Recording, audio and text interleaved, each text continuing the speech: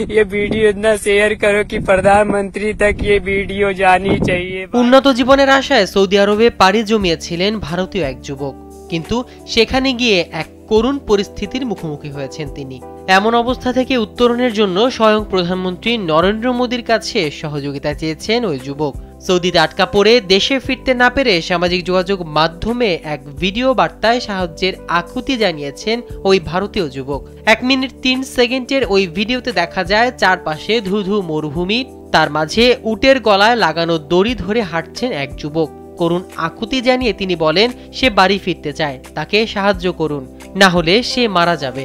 ভারতের উত্তর প্রদেশের প্রয়াগরাজ জেলার ওই যুবক অভিযোগ করেছেন কফিল তার পাসপোর্ট আটকে রেখেছেন এবং তা ফেরত চাইতে গেলে মেরে ফেলার হুমকি দিচ্ছেন। স্কিন শুষ্ক রুক্ষ হয়ে যাবে বলে কি বাইরে যাবে না? জাস্ট 1 2 3 4 করো, স্কিনটাকে রিভাইভ করো। বিষয়টি সামাজিক যোগাযোগ মাধ্যমে ঝড়ের গতিতে ছড়িয়ে পড়লে নজর এড়ায়নি সৌদিতে অবস্থিত ভারতীয় দূতাবাসের। তারা ওই যুবকের অবস্থান জানতে ইতোমধ্যেই কাজ শুরু করেছেন। এদিকে ভিডিওটি এমন এক সময় সামনে এসেছে যখন সৌদি আরব বহুল সমালোচিত কাফালা ব্যবস্থা বাতিলের প্রক্রিয়া শুরু করেছে।